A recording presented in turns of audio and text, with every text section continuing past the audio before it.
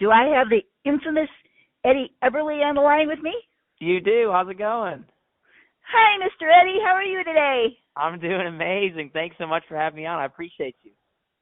Okay. So, all right. People would like to know a little bit about you and how you got started and at what age and how you got started performing.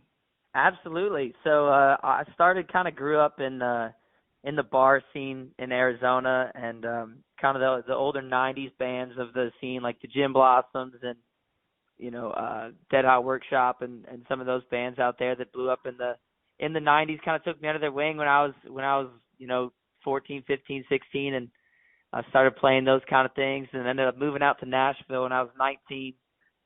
Just felt like I needed to take the leap and be the small fish in the giant pond. And since then, it's kind of been writing with a lot of the up and coming artists and writers here in Nashville, and always been drawn to both country and kind of pop 2000s pop rock music, and that's kind of how I got my sound, and here we are ever since. Yeah, well, a lot of kids in high school don't take to playing music apparently as well as you did. It's kind of unusual. It's kind of funny because I was doing this band. So I played sports in high school, and I also did music, and I was doing this Battle of the Bands that Alice Cooper had put on because he's from, he lives in Arizona. And Alice Cooper put on this Battle of the Bands, and it was about 80 bands, and we were competing. And I had basketball. I was playing basketball at the time, too, and I went over to one of my buddies' houses after our last basketball practice before tryouts, and I arm wrestled him and actually snapped my arm in half. So I had to quit basketball, and I made a decision to still compete in the Battle of the Bands, and I play guitar and sing. And my dad and I figured out a way to get it to where I could set my guitar on the stage upright and then use like my hips to move my broken arm around, and we ended up winning the whole Battle of the Bands. So that was like my the moment I was like, all right, I got to try this music thing out. So I take it your parents are very supportive. I am very lucky to have, they feel like, they'd rather see me fail fast and or succeed and just figure it out. And, life's too short. They've always taught me to not know if you can figure out your dreams and everything. So a lot of entertainers, and I always talk to them about their parents. A lot of entertainers' parents don't feel that way. So. Yep. No, I'm very lucky with that. It's just, it's like, all right, if you're going to do it, figure it out, So that's kind of where I'm at. It's been fun. All right.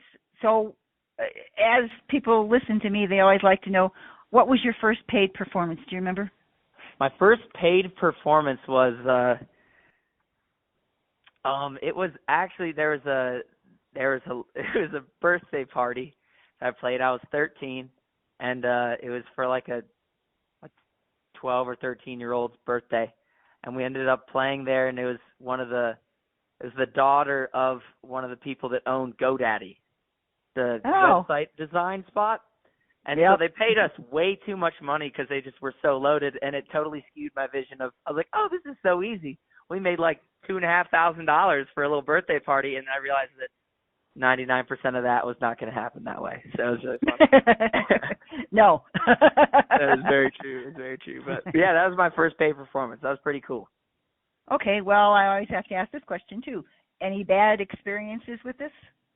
With performing. Shows in general? Oh yeah. I mean, so we used to go down. I used to sneak down across the border in Mexico because I lived in Arizona with my buddies. We didn't sneak across. We just kind of didn't really tell our parents a whole lot because they wouldn't be stoked that we were going across the border.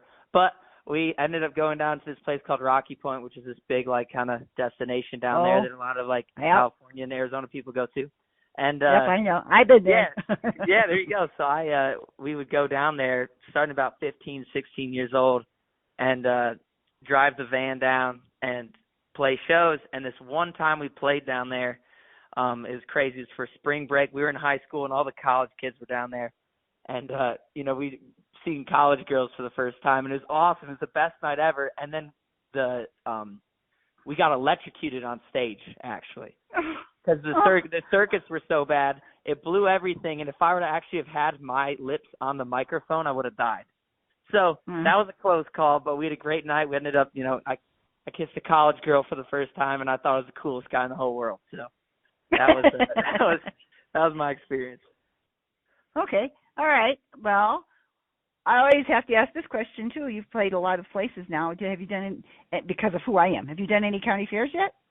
I have done a couple of county fairs. I actually just opened up for Corey Kent last week in Neely, Nebraska, and that was for their town, basically their town fair celebration for the 4th of July. I don't know if it's considered a county fair, but that was kind of my most recent one. Those blasts for about 3,000 people. The town itself had a population of about 1,100, so they had 3 times the normal population for that show, which is a blast. So who else plays with you besides you? So it's actually just me and a drummer. So I play guitar and I sing, and then I got my drummer with me as well. So we're a 2-piece, sometimes a 3-piece. But we got a lot of energy on stage, so it tends to work out because the more space, the better we can run around. So did you learn how to sing in high school? I kind of did it I think middle school, because I started playing guitar when I was about 10, and then I started singing when I was right about 12 or 13 when I started my first kind of band, because our lead singer at the time didn't really take music very seriously, and he wouldn't show up to band practices. So I was like, oh, screw it, I'll be the singer, and kind of just blindly dove into it, and I wasn't too terrible, so I just kind of worked on it and kind of went from there. Okay, all right. Do you have a girlfriend? I do. So that's good. Yes. Isn't it? Yes, it is good. It is good. Okay, so you're in Nashville now. Why did you go to Nashville? I went to Nashville because, really it's just the place that I felt. I was very lucky to take a trip there to visit one of my buddies who had moved to Nashville. He's a little older than I was, in high school, and I went and I stayed on his couch for about a week, and it just felt like home to me. To be completely honest, I've always loved, the ocean of California. I like to surf and stuff, but just kind of LA wasn't really my scene. And, but, I always liked it out there, but I just I've always loved the kind of the homeliness of the South, and just people are really friendly. And, I just love the people here, and I'm very lucky to have a lot of awesome friends here that happen to do the exact same thing I do, which is a blast. Eddie, do you write your own music? I do. I write all my own music. I produce or co-produce it, and I also write for other artists here in town. Okay. What would you like to do with this music career of yours? I want to be. My ultimate goal is to play Wembley Stadium in London one day. It's 85,000 people, and I want to sell that thing out. That is what my goal is. So basically, be the biggest artist as possible. And I think the biggest thing for me, though, besides just playing that, because all my favorite artists have ever done that, like Foo Fighters and Tom Petty and all these guys, is just I like making music that makes people feel like whatever they're going through is all right. Because I've always dealt with I take life very seriously, and a lot of times I'm I feel anxious, or I get depressed sometimes, and all this stuff that is a normal thing that people feel. And if I can make music that people are like, wow, thank you, that's helped me through a lot, or that kind of thing. That's my purpose, I'd say, with music. I just want to make stuff that connects with people. That's because that's what music's done for me, is it's helped me through my own life stuff. So that's kind of what I want to do. So have you performed in Nashville anywhere? I have. I've played pretty much majority of all the bars here, and then a lot of times I'm mostly playing outside of Nashville, just because it's mostly cover shows in Nashville, unless you play CMA Fest, which I played this past year, a couple weeks ago. But yeah, it's awesome playing in Nashville. I love playing in Nashville, and then especially I love being on the road, being kind of a dude on the road is something I always love to do. So, have you got an agent? Right now, I do not. We're talking to a couple different, just trying to find the right fit. Recently, a lot of my music has started to do some damage on kind of going, connecting with people and monthly listeners building and everything like that. So it's kind of the right time now to find that next partner. So I saw a music video of yours online that's pretty good. You want to talk to me about that? Which one was it? Do you remember what the song was? Oh, not off the top of my head. I'm sorry, Eddie. Do you remember, was it like inside, like kind of dark with like lights and stuff like that? No, it was you and your drummer out on the road. Out on the road. Okay. Music video. Okay, so have any of your musical pieces been picked up by anybody? I mean, are any of them getting a lot of attention? Yeah, absolutely. I mean, I have a song called Overdose. That's that one. Okay, yeah. Sweet. Yeah, that's the one that was a blast to make. We actually shot it all on an iPhone because we wanted to just do a very DIY video. And a buddy of mine, John Bradley, who runs a publisher here in town, just really believes in my music and still believes in my music, and it kind of took a chance on doing that stuff and got like an editor and all this stuff, which was super cool. But yeah, I mean that song Overdose is kind of the reason why I'm able to kind of do some of the stuff that I'm doing now and open a lot of doors. It just hit 5 million streams. I released it a couple of months ago, just hit 5 million streams organically, and I was able to get on the road and open for some cool people and, write with cooler people too. So it's been awesome to see that kind of work, and that, especially that song too, because it's such a heavy topic about, going through a breakup that it hurts so bad that you almost would rather be numb or like,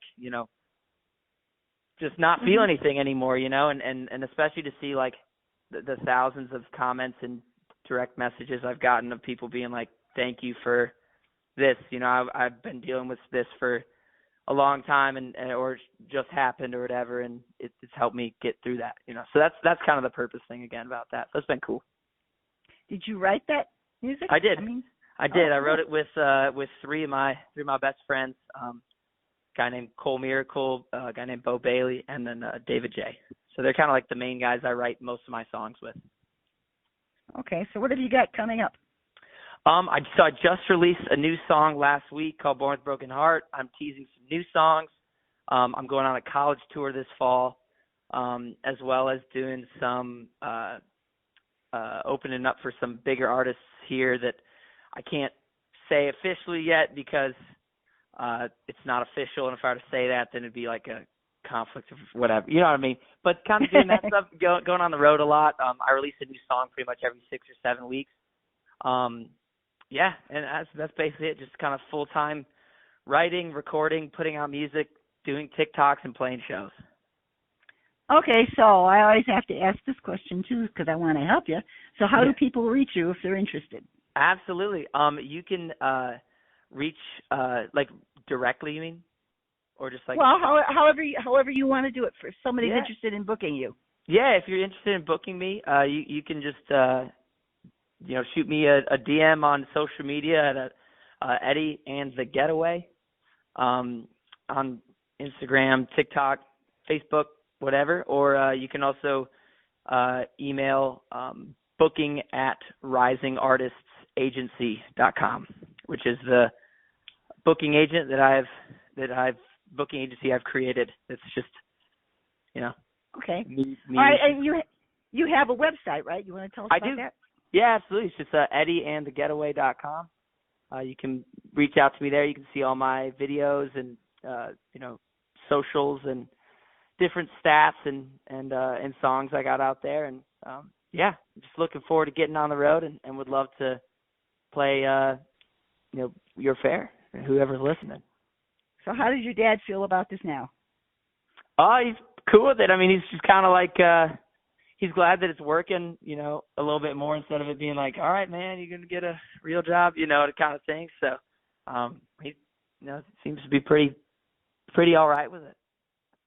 Well, that's great. If you can do this and make money and make people happy, I can't think of a better way. Yeah. Exactly. Very, very lucky and very excited for play some shows and play these fairs. I've had some experiences at different county and state fairs and everything that have just been like some of the most awesome memories I have. So I'd love to be a part of the entertainment of it. Okay, well, I'll see what I can do to help you, Eddie, and I've enjoyed talking to you. I've enjoyed talking to you too. Thanks so much for taking the time. Bye, Eddie. All right, have a good one.